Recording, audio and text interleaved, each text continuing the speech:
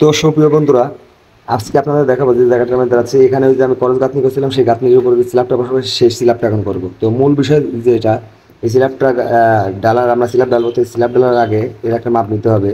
Same যে ওখানে যেরকম আমি এটা সেন্টার করে তারকাটা মাপ নিয়েছিলাম, এখানে কিন্তু আপনার একটা ফাঁকা জায়গা দেখে এখানে একটা তারকাটা কেটে নেবেন এবং সেই তারকাটা কাটতে হবে। কিন্তু যে কোনো আপনার সুতা দিয়েও করতে পারেন বা যে কোনো কাঠের মধ্যে তারকাটা ইয়ার সাথে মেরে কিন্তু আপনি নিতে পারেন। তো আমি এখানে এক ধরনের একটা কাঠের সাথে কিন্তু আমি তারকাটা ফলোর সাথে আটকা নিয়েছি। তো এখান থেকে আমি একটা মাপ নেব, যে মাপটা আমি স্ল্যাব বানাবো সেই মাপটা কিন্তু এখানে এখন নিয়ে নেবো আমি। ঠিক আছে, তো এখন কথা হচ্ছে যে করজ গাঁথনিটা যে মাপ নিয়েছিলাম সেই মাপে কিন্তু এই স্ল্যাবটা আপনারা দিয়েন না।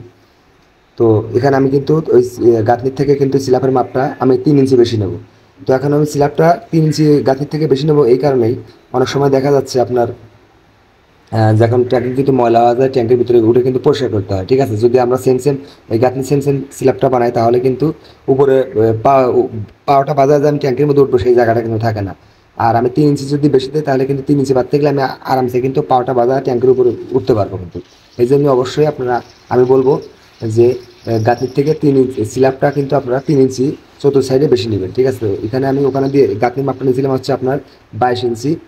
তো এখানে আমি নিচ্ছি কিন্তু, তো আমি এখানে নিছি 25 ইঞ্চি, কিন্তু ওখানে নিয়েছিলাম 22 ইঞ্চি, এখানে কিন্তু 25 ইঞ্চি নিয়ে আমি দাগটা দিয়ে নিছি। ঠিক আছে, তো এখন এই দাগ, এই যে রাউন্ডটা, যে অনেকে কিন্তু এই স্ল্যাবটা এতে বিভ্রান্তি করে দেন যে রাউন্ডটা কেমনে করবেন। তো রাউন্ডটা কেমনে করবেন, এই গোল দাগ দিয়ে কিন্তু প্রত্যেকটা গোল দাগের মধ্যে আপনার যে ইটের আদলাইট আছে সেই আদলাইটগুলা এই দাগ সেম সেম দিয়ে রাখবেন, দিবেন, তাহলে দেখবেন রাউন্ডটা কিন্তু অটোমেটিকলি উঠে যাবে। ঠিক আছে, তো এখানে মূল যে বিষয়টা, টাঙ্কির স্ল্যাবের মাপ গাঁথনির থেকে আপনার 3 ইঞ্চি বেশি নিতে হবে এবং এই রাউন্ডটা, এইটাই হলো মূল বিষয়। কিন্তু এটাই কিন্তু অনেকেই জানে না যে এই রাউন্ড স্ল্যাবটা কীভাবে বানাতে হয় এবং এই স্ল্যাবটার মাপ কত নিতে হয়।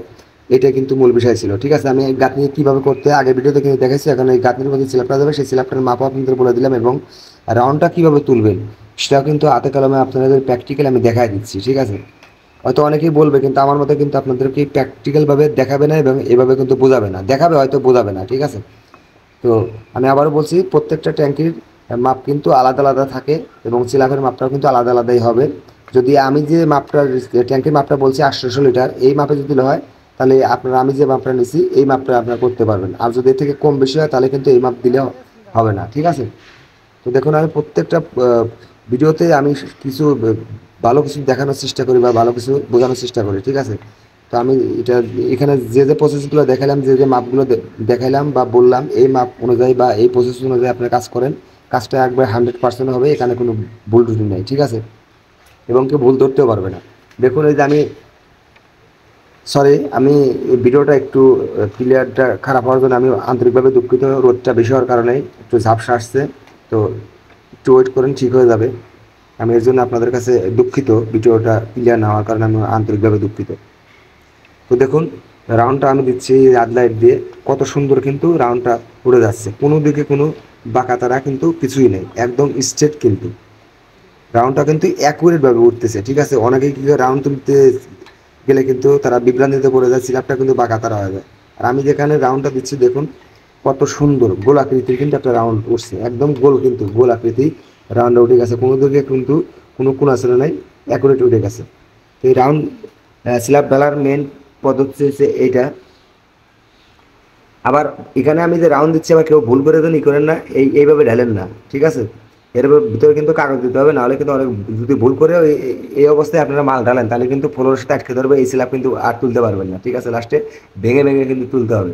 অবশ্যই স্ল্যাব ঢালার আগে এর মধ্যে কাগজ দিতে হবে, রড বেন্ডিং করতে হবে, তারপরে কিন্তু ঢালাই দিতে হবে। ঠিক আছে, আবার এখানে ভাবেন না যে আমি এইভাবে দিচ্ছি দিয়ে এইভাবে ঢালাই দেবো না, আমি এখানে কিন্তু এই যে রাউন্ডটা ইট দিয়ে তোলার পরে এখানে কাগজ দেবো, রড ব্যান্ডিং করবো, তারপরে কিন্তু আমি এখানে ঢালাই করবো। তো যাই হোক, ভিডিওটা সম্পূর্ণ আপনারা দেখবেন, তাহলে পুরো প্রসেসটা আপনারা বুঝতে পারবেন এবং এই প্রসেসে কাজ করতে পারবেন। তো আমি যে প্রসেসগুলো দেখালাম এইটাই কিন্তু অরিজিনাল সঠিক নিয়ম এবং অরিজিনাল। ঠিক আছে, আমার এই প্রসেসে কাজ করতে পারেন এবং কাজ করে দেখতে পারেন। তো যদি আপনাদেরকে ভালো কিছু আমি বোঝাতে পারি এবং বোঝাতে পারি, বা যদি ভিডিওটি ভালো লাগে বা আপনাদের কাজে লাগে, অবশ্যই আমাদের চ্যানেলটিকে সাবস্ক্রাইব করবেন এবং সাবস্ক্রাইব করে পাশে থাকা বেল আইকনটিকে বাজিয়ে দিবেন। আর আমার চ্যানেলে ইতিমধ্যে যারা সাবস্ক্রাইব করছেন তাদেরকে অসংখ্য ধন্যবাদ, আর নতুন যারা সাবস্ক্রাইব করবেন তাদেরকেও অসংখ্য ধন্যবাদ। তো ভিডিওটা সম্পূর্ণ দেখতে থাকুন।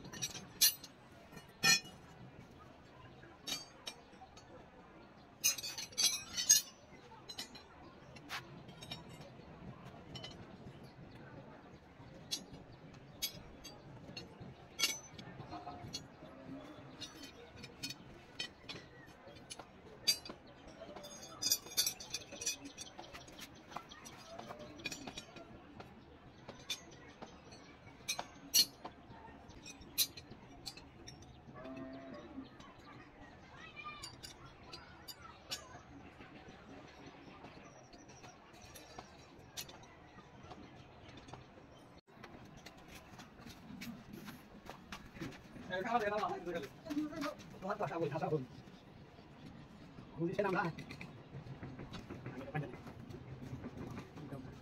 একা কিছু আশা আছে একা কিছু আশা নেই একা আমাকে বলে আসতে হবে না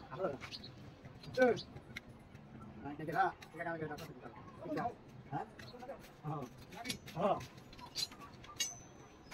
একা